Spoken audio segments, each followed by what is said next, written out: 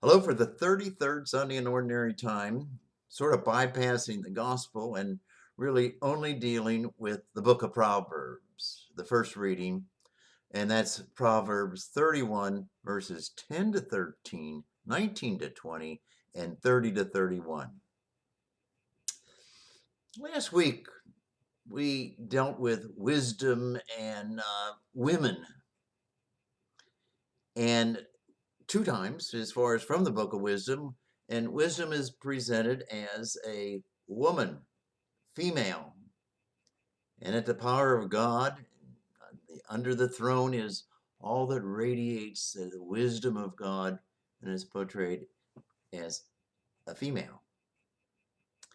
And then in the gospel there were those virgins, those 10 virgins, but 5 of them were really wise virgins. They were ready when the master came. They were wise persons. Well, today we deal with wisdom again. And wisdom is not taken from the book of wisdom, but it's taken from the book of Proverbs.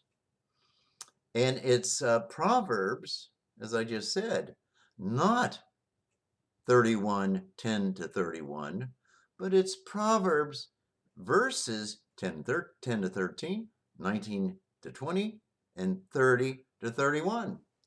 It skips 14 other verses. And sometimes when people read this, what I just have done, at least at Mass, before I preach, they don't like it because it portrays woman, that her power, her goodness, and where she belongs is primarily in the home. Or she's there for the husband.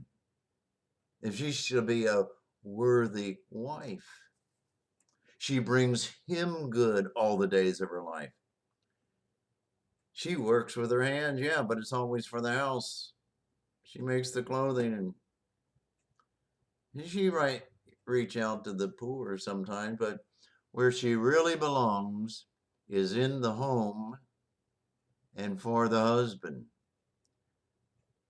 Now, let me go back to the book of wisdom and read you the verses that the church's book skipped. Well, the first one is 14 to 18. 14 to 18 is, like merchant ships, she secures her provisions from afar. She rises while it's still night. She distributes food to her household. She picks out a field to purchase. Out of her earnings, she plants a vineyard.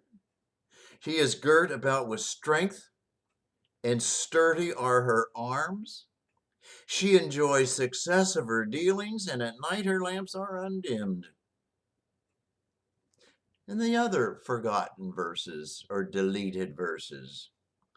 She makes her own bedspreads, it says coverlets, fine linen. Her husband is prominent at the city gates as he sits with the elders of the land.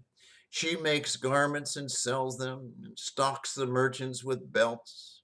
She is clothed with strength and dignity, and she laughs at the days to come.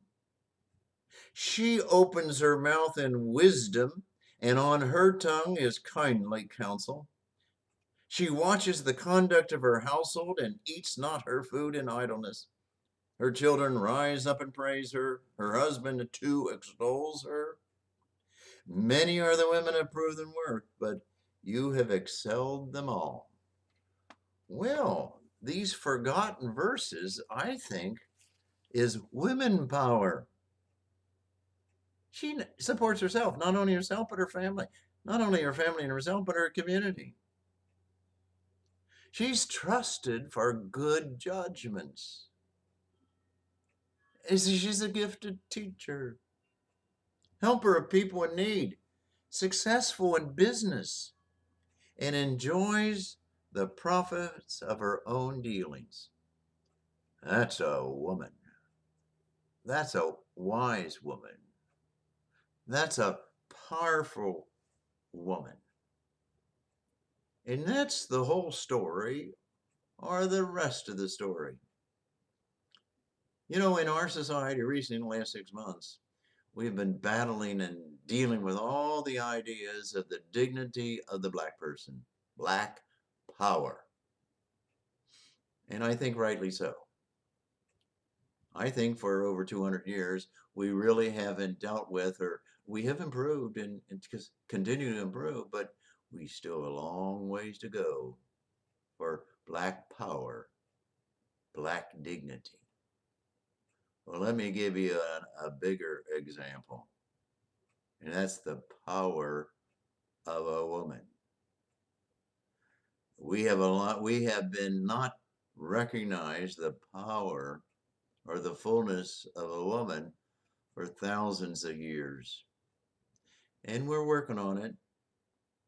But I think we have a long way to go with both the black woman, or the black people, I should say, and women. Women power. I think is in the scripture. I think even Jesus uses it for good examples. I think we need to continue to listen and take the lead. Have a good day.